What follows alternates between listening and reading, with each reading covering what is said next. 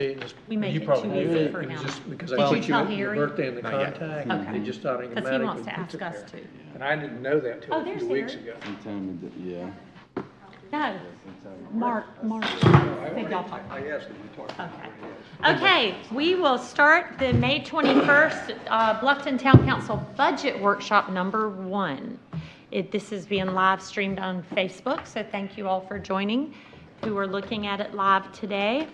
And we will start with public comments pertaining only to agenda items. There are no public comments. Public comment is closed. Moving on to workshop items. We're working at general fund, stormwater utility fee, and debt service tonight. Mark. Evening, Mayor, Council.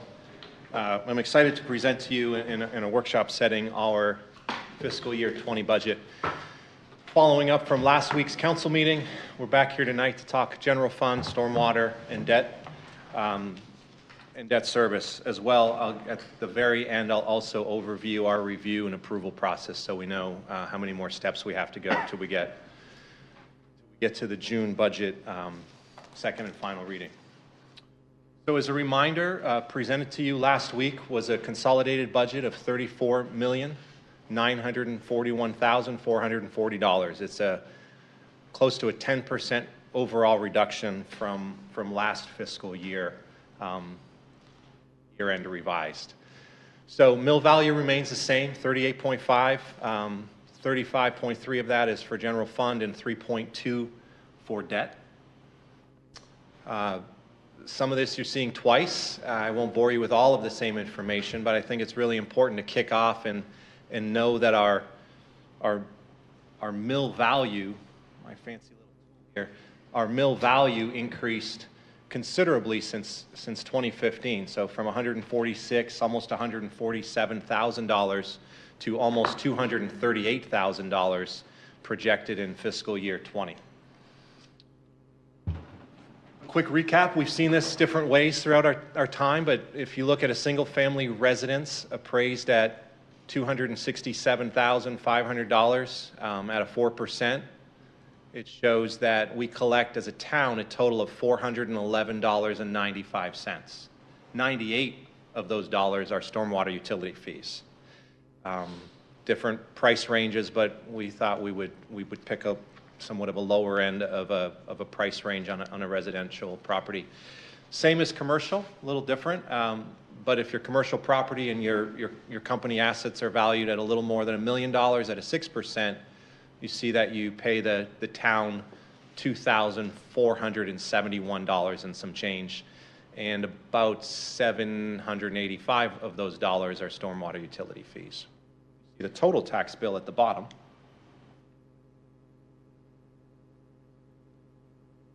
So general fund, diving in, it's our operating fund. Majority of our revenues are from property taxes and licenses, which we'll show you in a second. So some overall highlights. I mentioned the millage remaining the same. The master fee schedule remains the same. And then this also exceeds levels of general fund balance. So the reserves, the 15% emergency reserve fund, as well as the 25% unassigned reserve fund remain at a healthy balance. Where do our funds come from? 47% license permits, 31.4% property taxes, and you can see the change overall. You can see each difference, but overall what we're looking at is about a 5.5% change in revenue, an increase in revenue since last fiscal year. You see the lines below, all of those revenues above that total general revenue, but utilization of fund balance and transfers in and capital leases provide a general fund budget of a little more than $20 million. So I showed this the other night. You can see the property taxes continue to increase, but our license and fees, the franchise fees, building permits, MASC transfers, business licensing, starting to level out. Starting to level out as you see that line. It doesn't jump up, it doesn't move down, it's starting to simply level out. The business license, of course, a little bit of an outlier on this graph simply because of the change in our business license rate structure last year. So a little closer look, property tax revenues projected at $6.3 million next year. There's about a 7 to 9%, maybe arguably even a 10% growth rate for tax year 19. Franchise fees continue to go up, but not that much. 2.5 million projected this year and pretty much actual this year to a 2.6 next year. And so why didn't our franchise fees increase as much as property tax, especially with the growth? Well, it's 4% growth based upon our trends, but Dominion acquired and dropped rates 15%, so that affected our budget. Great for the ratepayers, but the 5% transfer of the utility bill is affected in our budget, and we've accounted for that and calculated that. If I'm going too fast, speed me up or slow me down. Building permits, anticipating a decrease next year. 700 single-family building permits on track for fiscal year 19. We're projecting that to be about 650, so about 50 different next year. However, I think we'll make up for some of the difference in our commercial plants. Know that we also put a residential plan check fee in place last year, which is an additional 50% of a building permit fee. So with the slower growth, the revenues, to a certain degree, remain almost similar. 2.5 million projected last year, where our actual probably will come in a little less, with a 2.35 projected for next fiscal year. Same thing with MASC insurance tax, 1.98 to 2.2. Business license, that's the one. You gave us some homework to do as we adopted a business license new rate structure. You said track the revenues, get back to us in a year. That year isn't quite up yet. Our renewals are coming in. We'll know those actual numbers to report back to you. Some of the exercise was see what the revenues are. Let us know if a rate change is needed. And so you can see our numbers coming in. We projected 1.75 last year, just based upon some of the unknowns, which the goal was revenue neutral. And so you can see the star, which is the actual, and our projection, which was lower. And so this year we're projecting it to be about $2.1 million. That's about 10% of our overall general fund budget. So with all that being said, in terms of revenues of a little more than $20 million, how do we break that out? And so I want to show you two different ways, really just overall: salaries, benefits, operating, cap outlay, debt, and transfer out to CIP. You see 43% of our budget is salaries, 19 benefits, 29 and some change to operating. And then you have down below some capital outlay and debt, but a transfer out of close to $1 million for CIP. And I'll explain this a little further. So that's the projected budget, or I should say the proposed budget to you all. How is that money divided out, allocated amongst the different departments? And you can see from this, it's just laid this out differently. Rather than group it under salaries, benefits, and operating, we grouped it under departments, simply so that we can see our police department, engineering, growth management, how those dollars are provided out.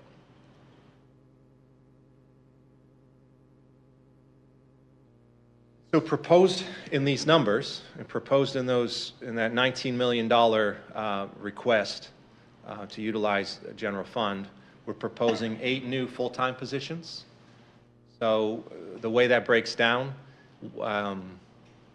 4 police officers, 2 would start in July, 2 would start in January, 2 community police staff, so more specific to historic district, parks, parking, facilities, docks, parking lots, those 2 facility or those community police staff. 1 would start July, 1 January. 2 public works workers, 1 in July, 1 in January. We're timing 1 in January as new projects come online, especially with some of these new parks we're building. We've also proposed to bring a part-time GIS analyst, somebody that's working in-house right now, doing a fabulous job, really heading up all our addressing and parcel database, bringing them on full-time. This budget also provides a 5% performance-based merit increase. We cover the 1% employer retirement increase. It still allows for 25 hours of PTO payout near the end of the year, so long as you have 40 hours of PTO. And then we've also applied for some grant applications for, through our police department. So to make it clear, this is just really a tally of number of employees townwide, but this simply shows the change, the request and change on that far right column showing 10. Well, I know that shows 8. It's 8 plus the part-time to full-time, and then also a worker in the stormwater office, in our watershed management office, which is captured through stormwater utility fees. Mark, is that grant application for the 2 additional officers contemplated in those officers that are listed above, or is that in addition to? No, sir, it's in addition to.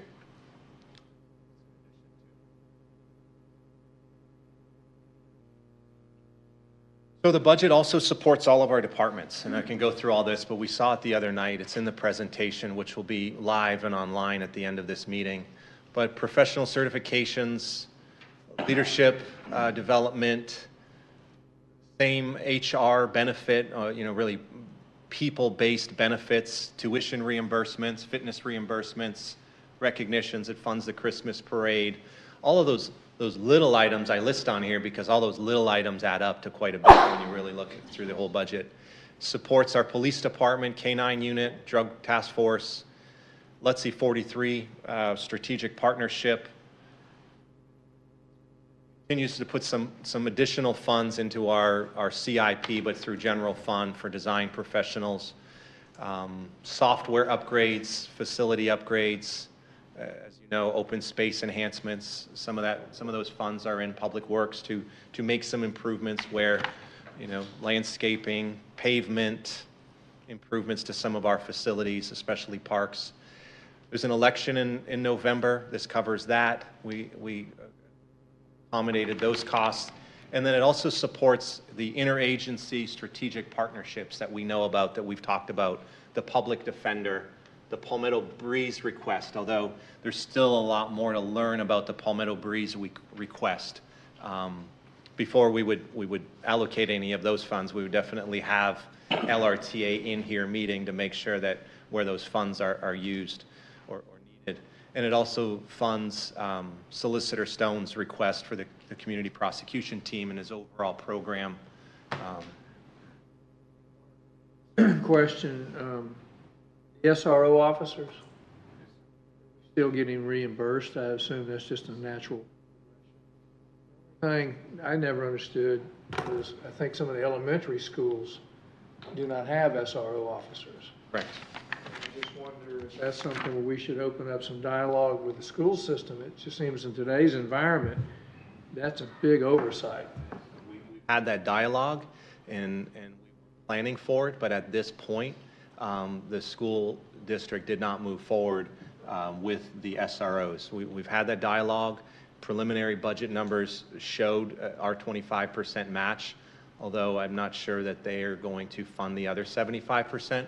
I know that that's a conversation I need to have with all of you along the way, and also engage Chief Chapman as well with the school district. But I don't think that we'll be able to pull all that together before second and final reading of a budget. So perhaps if that's needed, new superintendent coming on board, perhaps that's a budget amendment in our future, if that's the route they would take.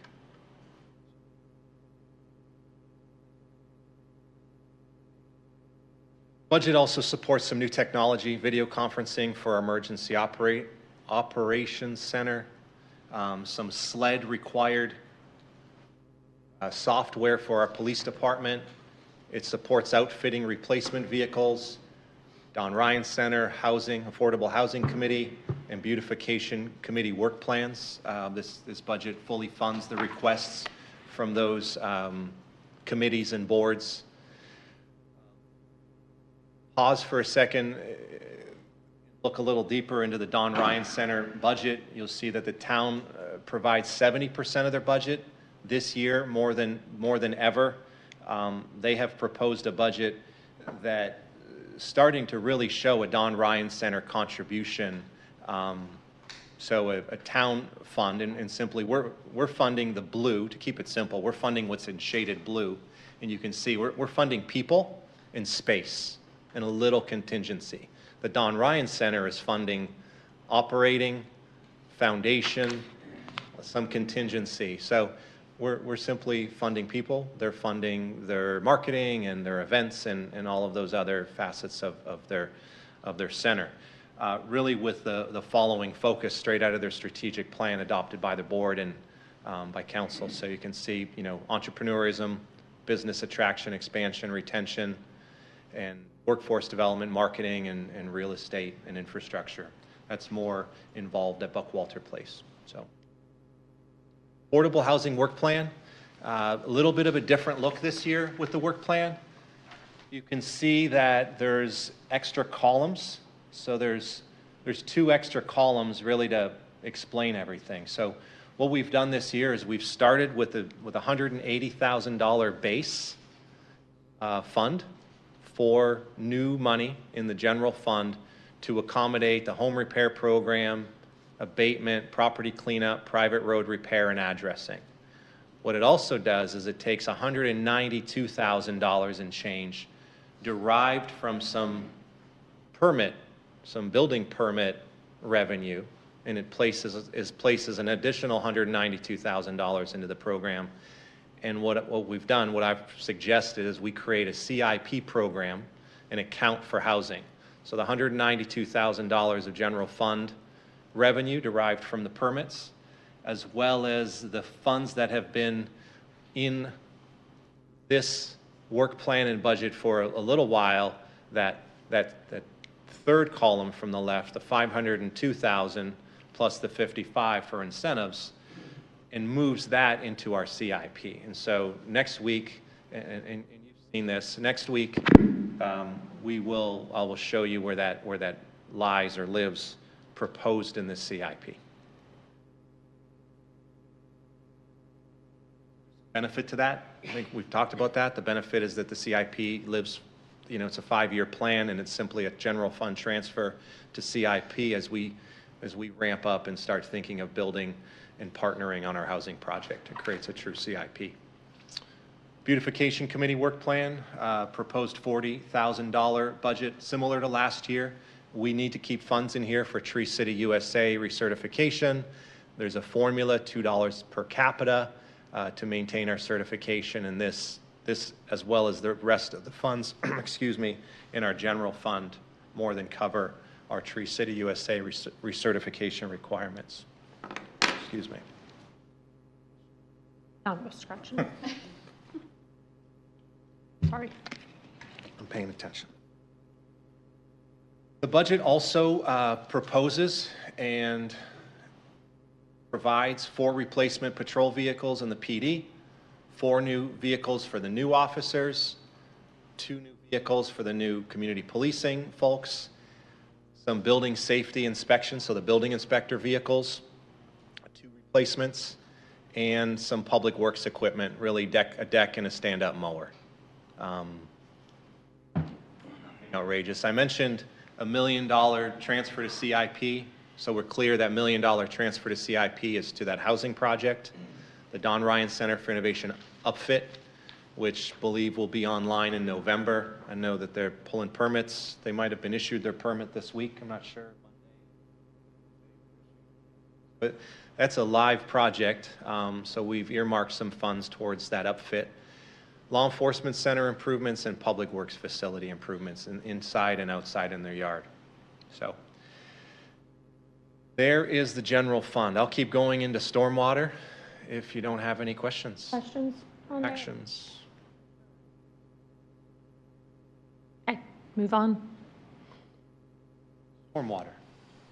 So as we know, this accounts for all stormwater related expenditures, and the majority of the revenue is derived from stormwater utility fees. It's a separate account, it's a separate fund. It funds people, it funds salaries, benefits, operating, it funds some of its own capital projects, and we also transfer some funds out of it into CIP for those public workers that work on stormwater and watershed related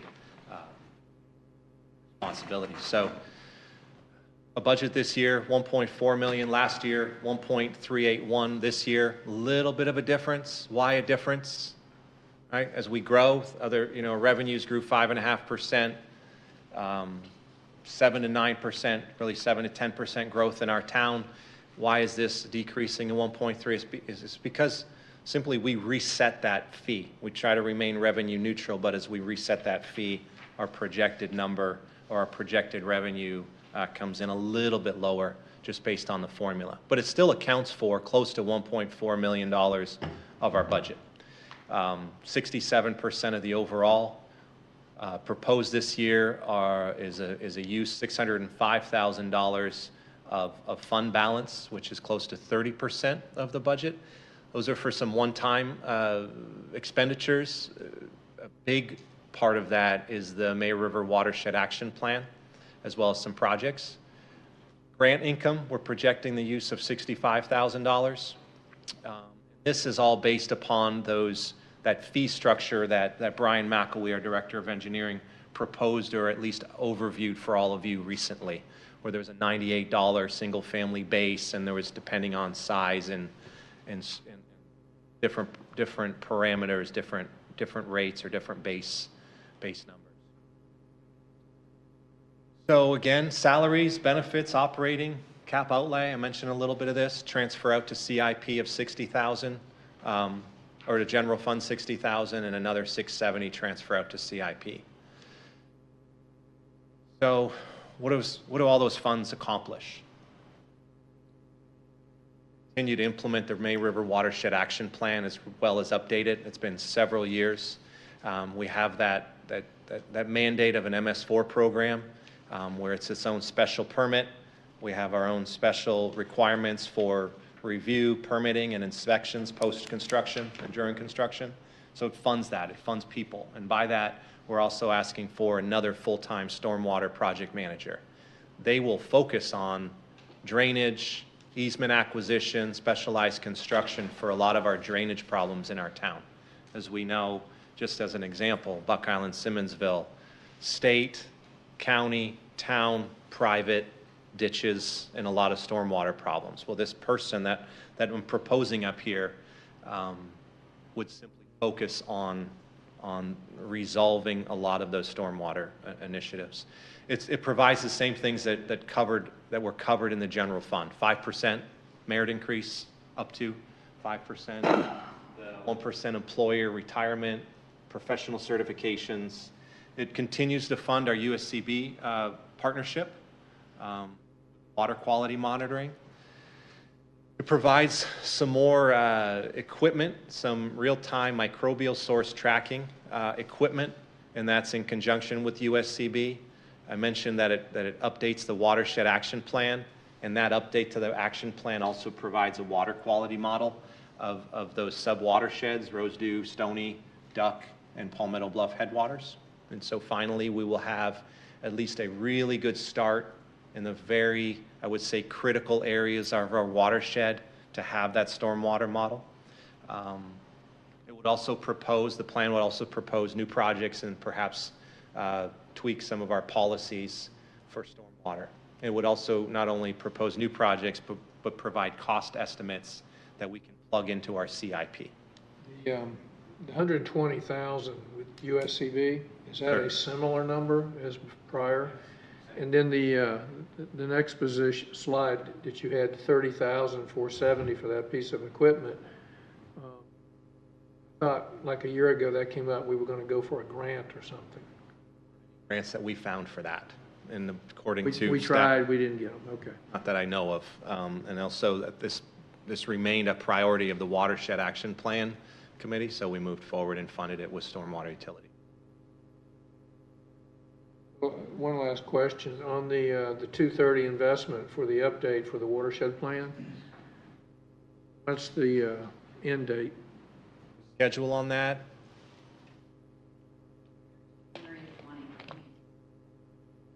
That includes the model? Yes, sir, that is. So the What model about- will be, Clear, it includes everything on that page, the model, the cost estimates, the new projects, so yeah, it's a pretty expedited schedule. hear you. I hear your question. Thank you. Funds General Fund, and then the CIP, the transfer out, is really for Buck Island Simmonsville Phase 5. We were not able to qualify for a CDBG grant, so we used our stormwater utility funds on this sewer project as well as the Historic District Sewer Extension Phase 1. Moving. All right. Don't want, it's not, just, it's good. We just keep moving. So debt service. There's really two sources of debt, as I've mentioned before: general obligation bonds for our law enforcement center, and the TIF, the special revenue bonds, for all of those projects that we started out in 05 and 06 building and partnering. Bluffton Parkway, Hampton Park, May River Road, Streetscape Phase 1, and those projects. So you can see quickly up above, you just see a total 1.465 principal and interest payment needed for fiscal year 20 for both types of debt, the 5.1 million and the 5.9 million. As a reminder, the GO bonds, the general obligation, were issued in 2010 for 6.5 million, and the TIF bonds, the borrowed money for the TIF, were issued in 05 and 06 for 14 million. The GO bond expires in 2035, and the TIF expires in 2026.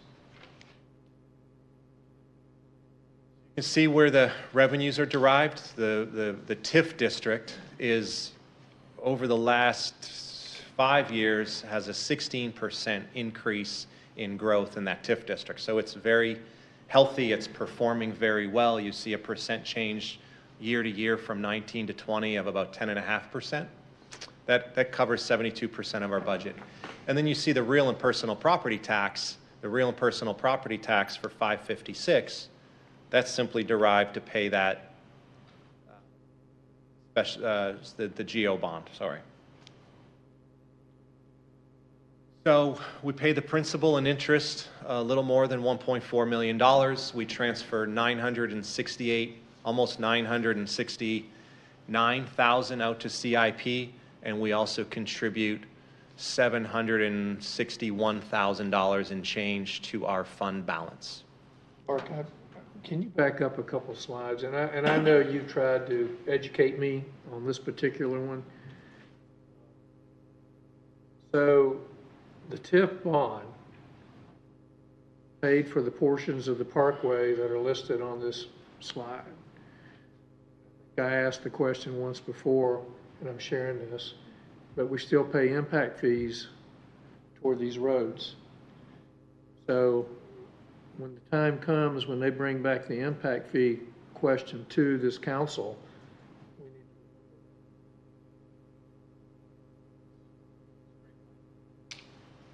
I think it's something to remind when we meet with, or when you meet with the new administrator. It's another thing just to give to her, so she'll have, just to help her with catching up.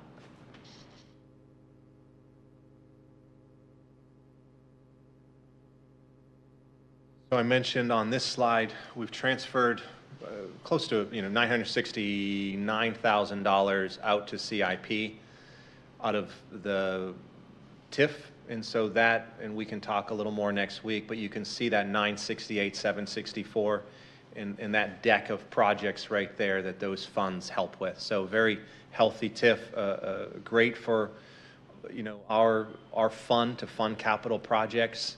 The money's going into projects. It's not going into so much operations in that sense, and we're able to build Phase 5, lighting in the Old Town, Buck Island, Simmonsville, sidewalks, lighting, Goethe Schultz, Phase 2. That would match the grant. It's not a 50-50 match, but it's our portion of the grant match. Wright Family, Oscar Frazier, Historic Phase 1, Design Phase 2. Design and construction Phase 1, design Phase 2 for next year, and the Bridge Street Streetscape, which simply includes some connections of sidewalks and most likely some crosswalks for next year. So that's a big book of business, thankful to our TIF district. So overall, there you have it. Here last week for first reading. We're here tonight for workshop 1, which are those 3 funds stated up there, general debt and stormwater. Next Tuesday is CIP. I'll slow down a little bit. I will explain our live projects, our proposed projects, how they're funded, each schedule, and really talk to you, pause for a minute and slow down and simply talk scope. So scope, schedule, and fund source of those projects next week. June 11th is a public hearing as well as second and final reading on our budget as proposed tonight. Job to team, very good team, very proud of them. Any questions on this? I know we've met with you, just Yes. listening to it. We have met with you individually. Yes. Questions? Top of these 3 items? And we all, everyone good? I'll say happy birthday to Fred because it's his birthday tomorrow. We can sing. Happy birthday to you. Happy birthday to you. Happy birthday, dear Fred. Happy birthday to you. Now is there a motion to adjourn? You can go home now. Tomorrow's Fred's birthday. Remember him, everyone out there. Every day is Fred's Every day is birthday. Fred's birthday. Is there a motion to adjourn? I make the motion. Done. Thank you, Mark. Thank you. Awesome. 6-0. Oh, you and John Salka. Same year.